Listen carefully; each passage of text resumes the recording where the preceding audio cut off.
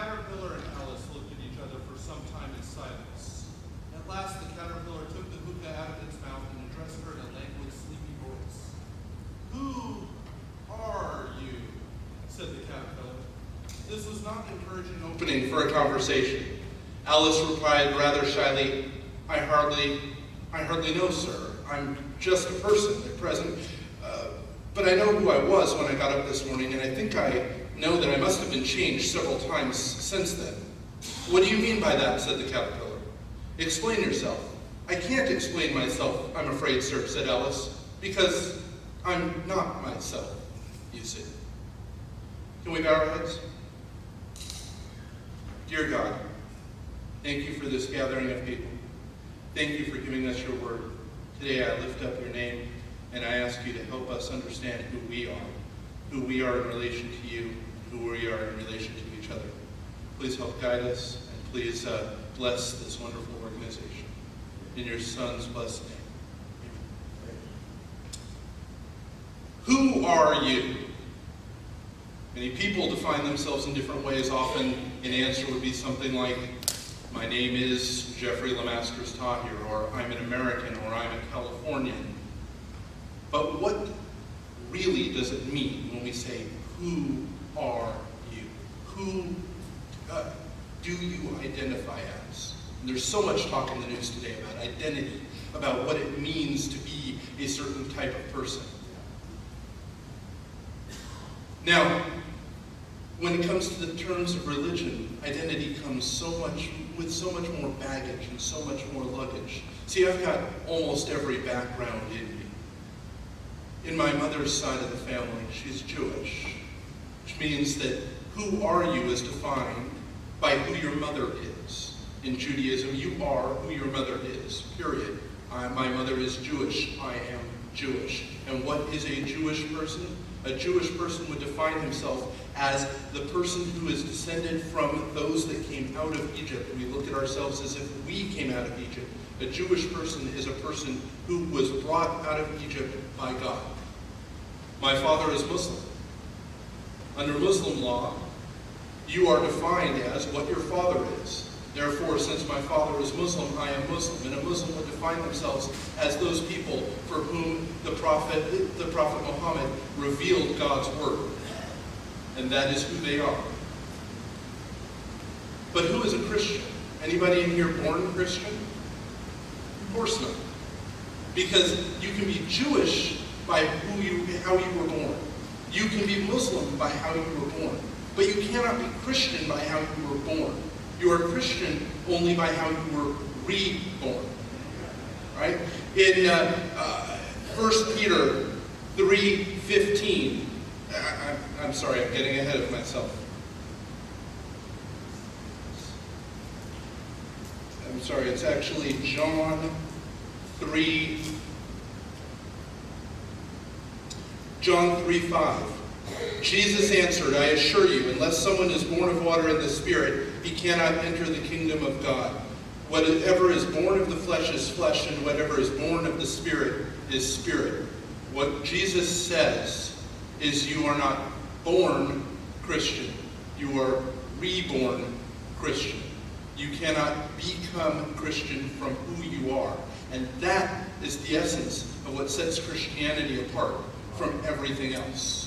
So, under the law, I am 100% Jewish, 100% Muslim, and 100% Christian. Which raises the question, who am I? Now, most of us in this room spend a good deal of our lives trying to explain to other people who Jesus is. But how do we get there if we haven't first defined who we are? And these days we seem to hear so much on the anti-Christian movements and the anti-God movements. We hear the atheists proclaiming their belief system, and we come under attack, and we try and argue, or we feel like we're under attack, and we try to argue the defense of what it is that we believe. In fact, the Bible that I have up here is called an Apologetics Study Bible, which means that For every verse in here, there's an explanation, a commentary that explains how we can defend what that particular verse means. There's articles upon how we can defend Genesis to the so-called scientific community that wants to tell us that Genesis is not an accurate scientific recollection of how the world began. I have argument upon argument upon argument for every single statement within the Bible. But today I propose to you that those arguments are secondary, tertiary, or ultimately unimportant. Why is that? How many Gospels, how many books of the Bible are Gospels? There's allegedly 66 books of the Bible, and 4 of those denoted as Gospels: Matthew, Mark, Luke, and John. But I propose to you that there's a 67th book of the Bible, and it is a Gospel. It is the Gospel according to you. See, the Gospels are the first-hand account of those who met Jesus, who talked with Jesus, who saw Jesus, who experienced what he did on this earth, and then told what they saw. And often we get into these words of trying to explain why they apparently contradict each other, because, as Steve mentioned, I'm an attorney, there are 4 different eyewitnesses who saw the same things from different angles, from different points of view, and we sit there trying to explain how that makes sense. But it doesn't matter, because those 4 are 4 different people's eyewitness accounts that were written 2,000 years ago by 4 people who saw what happened 2,000 years ago. We don't need to rely solely upon that, and that is not what we need to address when we're talking to people. No, because we have a first-hand account that happened now. When I'm in court, evidence written by somebody years ago has some weight, but evidence written by spoken by somebody who saw the event themselves, now that has the ultimate amount of weight. That's the ultimate credibility. The person who can stand and testify right before you as to what they saw, that's where the credibility is. That's where the believability is. We can read, and we should read these wonderful words. Once we've accepted Jesus, we can follow these. But is that the best way to approach somebody who doesn't know him? If you have a friend who has written book after book after book on magic, is the best way to introduce a new stranger to that friend by handing them all the books on magic? Or by telling them everything you know about that person? By introducing that person and saying, look, here's my friend and he can help you. We talk often about discipleship in churches, and it's a big buzzword these days. What is discipleship? We need to disciple more people. And discipleship is great. It means becoming a student of the Lord, right? Becoming a student of Jesus, which is wonderful. But there were a special type of disciple, right? There were the disciples that were apostles. The apostles, they met Jesus. They interacted with Jesus. I propose to you that it's not discipleship that we need, but apostleship we need. Because if you are sitting in these chairs, if you are a Christian today, you are an apostle. You have met Jesus. You have witnessed Jesus. You have spoken with Jesus. That's the story that needs to be told. That's the story that people need to hear. It is easy to take any book, even the 66 most beautiful books ever written, and tear them apart. It is easy to find contradictions in any words that humans wrote, and let's face it, the Bible, as God-inspired as it is, was penned in the hand of man. It is easy to find contradictions in any word written by people. People make mistakes. But when you're telling the story of what God did in your heart, what God did in your life, you can't argue with that. Somebody can tell you that the Genesis story doesn't make sense. They can tell you that it doesn't make sense that Moses would have lifted a rod and the Red Sea would have parted. They can tell you it doesn't make sense that a God that rules the earth would have sent his only son and allowed him to be killed just to rise him from the dead and bring us all to life. They can tell you that doesn't make sense. But when you say, I get up in the morning and get out of bed because of a God that has talked to me and that tells me, you have a job to do. I need you getting out of bed. That you can't argue with. And I think we have a mistake that many of us make because we rely on what's comfortable, on what's written, rather than what's uncomfortable, what's in our hearts. We turn evangelism into a form of fire insurance, right? I don't evangelize because I want heaven to be bigger. I don't evangelize because I'm afraid of people getting burned in hell. That's out of my hands. That has nothing at all to do with me. That's God. What's in my hands? I cannot get up in the morning without the help of God. When I wake up, I don't want to move on with my day unless I have my God to get me out of that bed. During my day, I cannot face the troubles of this world. I cannot walk through my day alone. And I've got a wonderful family, but it's not enough. I introduce people to Jesus because without Jesus, I wouldn't be standing here anymore. Because without Jesus, I would have ended this life so long ago. Because without Jesus, I cannot take another breath of air. I don't introduce people to Jesus because of some future at the end of my life, the end of theirs. I introduce people to Jesus because I am terrified that if I don't introduce them to Jesus today, they're not going to wake up tomorrow.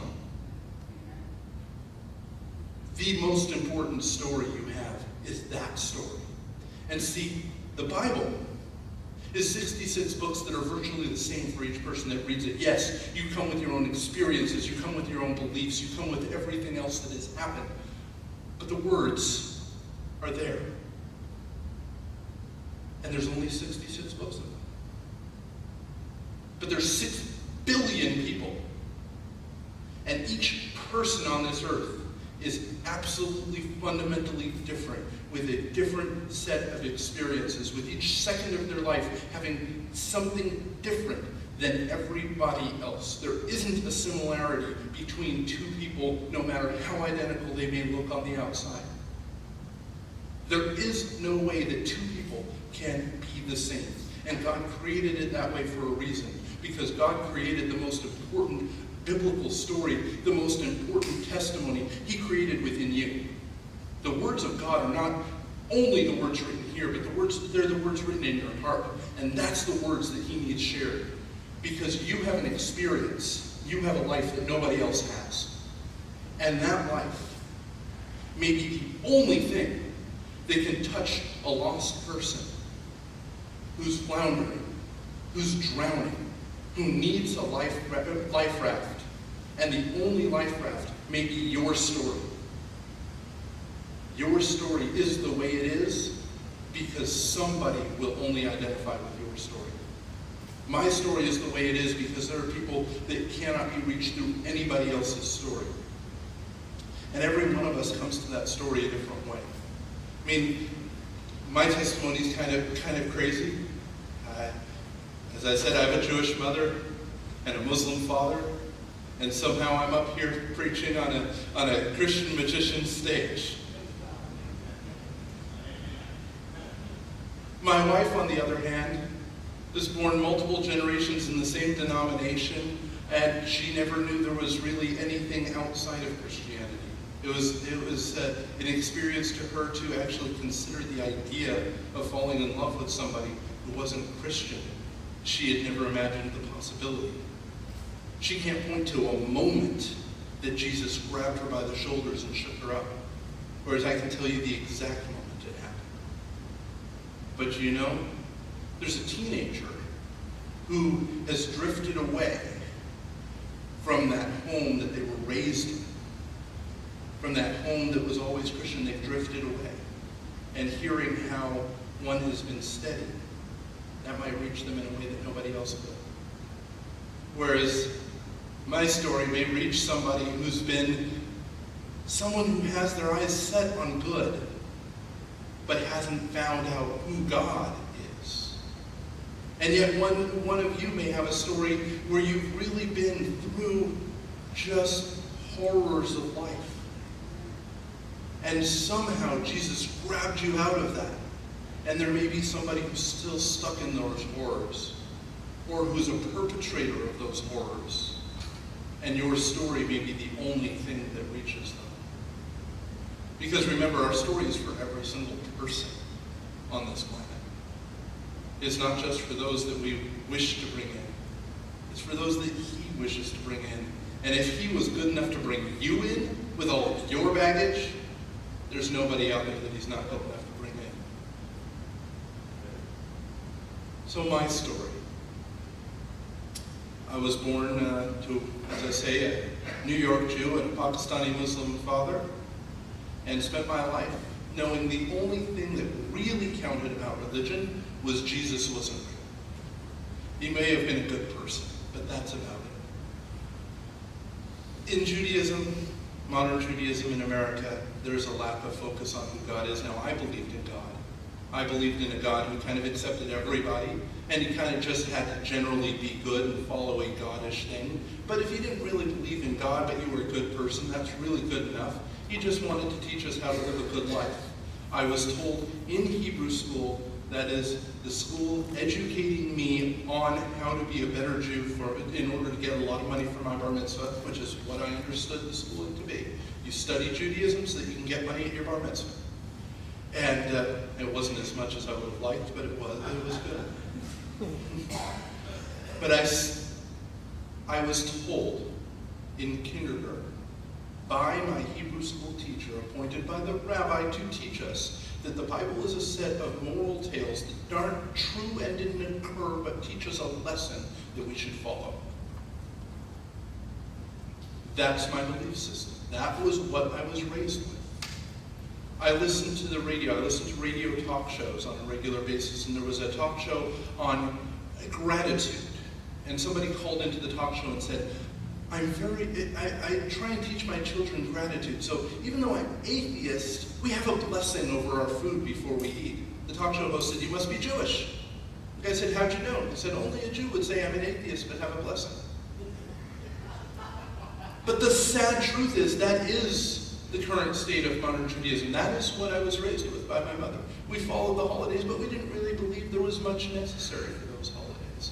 It wasn't really what the impact was. It was a reason to get together and eat good foods. And for the most part, we tried to do the holiday as much as we could before my dad walked in the door, because the only thing I really knew about my dad's belief system was it was totally different than my mom's. That was it. That was all I learned. I knew nothing about Muhammad. I didn't know whether Muslims believed in God or not. I first heard the word Allah in junior high, and that was from a teacher who didn't understand it either and had no clue why I didn't understand it, because she thought I had Muslim background. So my real religious founding for all of my growing up years was, there is a God, and you probably should be good. I married a multiple generation evangelical Christian. For some God-known reason, I went to church with her every single week. And I had pastors that encouraged me and prayed for me. And they didn't preach to me, they preached in church, but they didn't spend the time telling me that my beliefs were wrong. They simply encouraged me to study. But I went to church every single week, multiple times a week. I was active in church. I was very involved in church. I made no bones about my belief system. I was very clear about what I believed. And the words were there, but they kind of rested. But we have 4 children, and at the time I had a very young one, and I had her in the car, and I love hard rock music. I know you wouldn't get that from the lighter music that we've played up here, but for me, if it's not blasting your ears out, if you can understand a word of it, it's not music to be listened to. I like it hard. And I had my daughter in the car, and I realized as the lyrics are going, because I had listened to it enough to understand them, that was not music that my children could be listening to. So I started flipping through the radio stations. The first station I landed on was a rap station.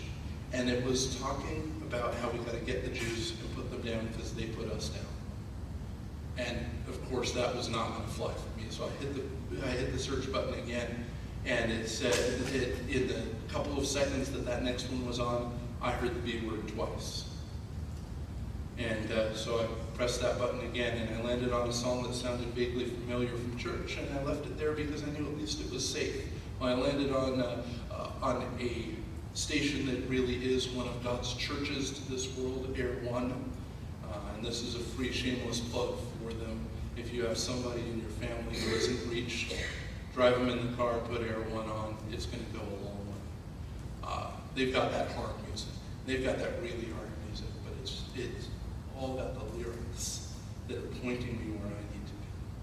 And when I looked at when I started listening to it, I said, well, at least it's okay for my kids. But I'm just going to translate in my head Jesus to God. Well, we had an opportunity to go to a rock concert that was going to have, rock festival, 3-day festival that was going to have all of the musicians that were on that station. And I said, wow, now this is incredible. I'm going to see some great music, and my wife's going to let me go with the kids to a rock concert. This is incredible. So we planned on going up to this festival, camping up at this festival. Now the festival was at the top of a mountain in a valley. So the mountain goes up, you go into the valley, and there's the mountain. It's like, the concert's like in a bowl. And there was this feeling as we went into the bowl, and it just penetrated this peace and this love that just penetrated every element of my body. It went up through my feet, up through my legs, through my knees, up through my essence, up through my head. I had no clue because I had never experienced what the Holy Spirit was before. I know now, looking back, the Holy Spirit was so in that place that you just drove into the Holy Spirit. But I did know that during the course of those 3 days, something was different about the people there. Something was different about the feeling in the air. Toby Mac said, our words will never reach the lost. Our music, that's for us. But when we have so much love that it spills out the back door, that's when they'll say, I want some of that Jesus for me. Give me that Jesus love. And it seems like such cliche, hollow words. But there was something different in that place. And I looked around and I said, there's thousands of people here that are all experiencing this difference and feel this difference. And either they are such wonderful people, so innocently misled, or they are led correctly, and I need some of that right here. And so I'm not the kind that just stands up and puts my hand in the air. No, I spent the next few years reading every word of the Old Testament without any explanations, without any commentaries. And I just read the words for myself. And somewhere in Isaiah, Jesus grabbed me and said, do you not see what's in here? And I did.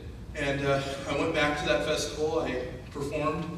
I did some comedy, and I asked Jesus into my heart right there.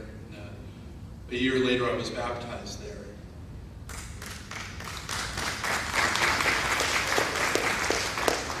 And now I've been a member of Fellowship of Christian Magicians for 7 years.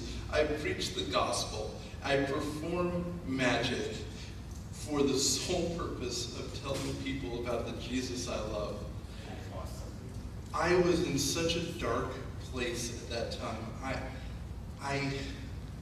My wife and I were fighting. We still are.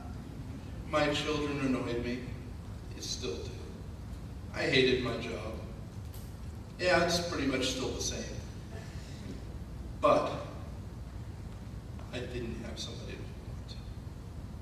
I didn't have somebody to turn to. I didn't have somebody who I knew no matter what I did, no matter what happened, he created me for the purpose of loving on me.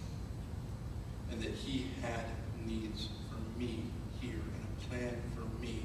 And he had something that he needed me to do for him, and that I was that important and that elemental, and that everything I was experiencing was less important. And over time we get comfortable, and we fall back, and we forget that there's one purpose for us being here, and I did, and sometimes we get shaken up a bit, Let me warn you, God's always developing your testimony. And do not ever pray, "Dear Jesus, my testimony is getting stale. Can you improve it a bit?" Because he loves answering that prayer, and you don't want that to happen. Amen. So as I got a little comfortable in my prayers, I had that morning where I was in the office, and I get the banging on the door. I open the door, and there's right at my door, there was 3 officers with their guns drawn, shoving me against the wall and cuffing me. There's 7 other officers surrounding my house, accusing me of something I had never done. I'm sitting there in a jail cell overnight waiting for my neighbor to make bail because he's a bail bondsman, and not really knowing which way's up. And after I cry on the phone to my wife, tears rolling down, and I'm terrified because there's 15 really scary looking guys all around me, and I've got tears coming down my face, and I've heard every story in the books, and I've seen all those terrible TV shows, and the big guy with the porn star tattoo right here, and clearly on something, looks at me and says, "So it sounds like you're the guy who's supposed to be praying for us." Yeah, when you ask God to improve your testimony, He will. And there I was in a jail cell praying with 15 other hardcore guys who really just wanted to hear that somebody loved me. And the guy breaking down next to me because he didn't know what was going on, but he knew that he had just been accused of attempted murder. He had no clue who the Lord was, but he knew that he needed someone to love. God's always developing our testimony. And the strongest evangelism we have is that story that's buried deep in our heart. Now, it's great for me to come up and share with you, but the important thing is that you be able to develop your testimony. Because if you just sit here and listen to mine, that may encourage you. But if you want to reach the world around you, you have to develop yours. Every story has 3 basic elements: a beginning, a middle, and an end, to put it very succinctly. But there's the basic hero motif. There's a person who has value that they don't understand. Something major happens, they learn what their value is, and their job is to do something great. Think about every movie you've seen. It is my favorite example of that is the entire Star Wars saga. Fits right there. A person who doesn't know who he is learns about who he is and has to do something great. It can be told as succinctly in the Jesus story. Moses, Abraham, everyone. Right? Because C.S. Lewis, he told us there's only one story. We just have different elements of it, and we're all trying to chip away to get the same story. There's only one story. That story is the story of Jesus, but that story is written on your heart, in your life. You didn't know when you were born who you really were. At some point in your life, you found out who you were, and your life has changed, and you have greater purpose because of it. And that's the story that you need to write. But I need to warn you, that story is scary. It's not as scary for the person you're telling it to. It's scary for you. See, I like to look good. I don't like to be dressed frumpy. I like to look as nice as I can, But sometimes we got to tell our story. When we tell our story isn't a beautiful, nice white hat, shiny white boots. No, it's the hat that's been painted on. It's the hat that's gone to Mexico, that's gone to Canada, that's been rained on, that's been destroyed. That's who I am. It's not these shiny boots. No, it's these boots. This is who I am. These boots, these are half a size too small for me. Those aren't who I am. That's who I am. And if I'm going to actually reach people, I need to be willing to show them this. I need to show them the holes in my soul. All right, and if we want to share our story, if we want to truly reach the unreached, we have to start with the holes in our soul. What's wrong? And we have to be really careful. You know, just as many bad things have happened to me after I accepted Jesus as happened before. Do you know that? You know your life doesn't automatically get better right afterward? Did you know that when you come out of that baptismal, you don't automatically stop wanting to do the negative things that have been ruining your life? You keep wanting those. You fall just into the temptation the moment you step out of that water. No light comes down. The skies don't part. The dove doesn't land on your hand and say, you're cured. That was a shock to me. I really thought I wouldn't be tempted to do anything bad anymore, that I would never lie again. I think the last time I lied was probably sometime today. But the point is we have to be able to share who we were, how we changed, and how we're different now, how we are different as a result of that meeting. We met the creator of the universe, who took time out of controlling everything to sit and have a chat with us. And to say, you know what? I need you. And everything else is less important right now than what we have to talk about. You know, when somebody has a busy schedule and they take time out of their schedule to sit and talk with you. Last night, Steve was busy selling in the exhibit hall. Everybody wanted his attention. He took time out of his schedule to sit and have a conversation with me. I felt pretty special about that. It's an important person, and he took time out of his schedule to sit and have a conversation with me. But the creator of the universe took time out of his schedule to sit and have a conversation with me? Oh my goodness, there is nothing more exciting than that. Now that is true love. And that I get the essence of that when we go to the story of the Good Samaritan, right? We have busy people doing busy, important things. But it's the person who you look at last that stops to help. That's me. I'm that person. I'm supposed to stop to help because my stopping and helping, that is the creator of the universe taking time out of his busy schedule to have a conversation. And what's that conversation consist of? This is who I am. It's the very first thing we say when we meet somebody. Hi, I am Jeff. Well, you probably shouldn't say that because you're not Jeff. But I say, hi, I'm Jeff.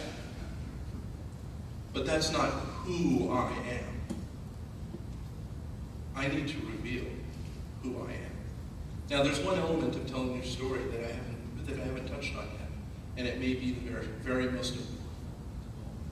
See, I guess it wasn't important enough to have a mic for it. So it may be the very most important element of all. There we go. All right. So, sharing your story begins a conversation. The most important element of your story is listening to theirs. The person you're talking to has a story. Now, you may know that that story doesn't have its middle or its end yet, but they don't know that. And what they need is not just to hear you tell how important God is to you, but to you to listen to how much they need Him. And sometimes the greatest preaching, the greatest evangelism, is a closed mouth and open ears.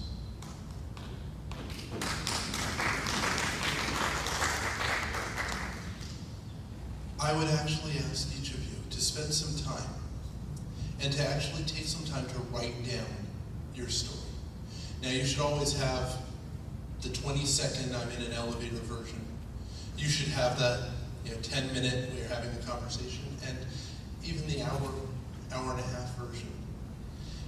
I would also ask you to take time while you're working on your arts, while you're spending the end of this week, try to bring together everything that you've learned and say, how can this tell my story? How can I use this art to further my testimony? How can I present my testimony through my magic, through my balloons, through my face painting, through my storytelling? Because that's what God gave you that gift for, to share your story with the world. And I would actually challenge you to take a journal, write your testimony at the front, and every day write down who you talk to and their story. If you journal their stories, that's going to force you to spend the time to make sure you listen to their story. By putting down their name, you know that you've taken the time to share yours. And by putting down their contact information, it reminds you that you need to go back and ask them how they're doing.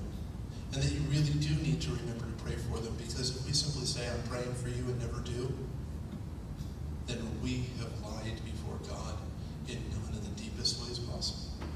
Right? Every conversation ends with, I'll pray for you. And how many times do we actually seriously say, Dear God, I talked with John today, and he's going through this really tough time.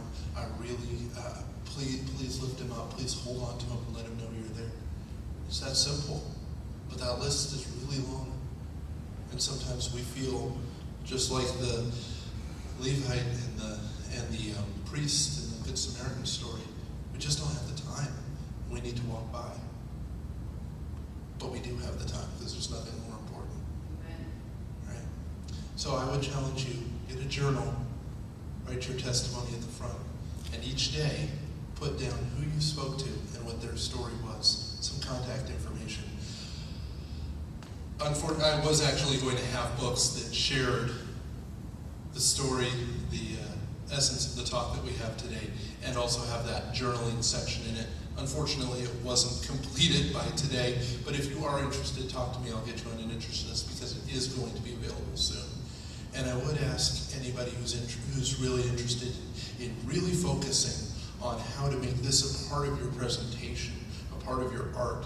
I'm going to be teaching that class this afternoon, 1:30, in the drama and storytelling. And really, I think this is the focus of where each of us needs to be, is taking our story, taking the story God gave us that's written in our heart, and focusing everything we do, whether it be our magic, whether it be our balloons, whether it be our face painting, our practice of law, our accounting, our simply filling up our gas or going to the grocery store. Make it our essence as to our story. That is the Bible that is living. That is the living Word walking among the people today. The living testimony to God. It's your heart. Now, I don't want anybody to be confused. I'm not recommending getting away from the Bible. It is the element that draws it all together. And if what we're testifying to is in any way in contradiction to the Bible, then what we're testifying to is not of God, and it's not of Jesus. So I want to be very clear with that. But the testimony that He's asking us to give, the story that He knows is going to bring people in, is that fifth gospel, the gospel according to you, the account of how you became an apostle, how you met Jesus. Because when the caterpillar smokes his hookah and says to you, who are you? You need to have an answer.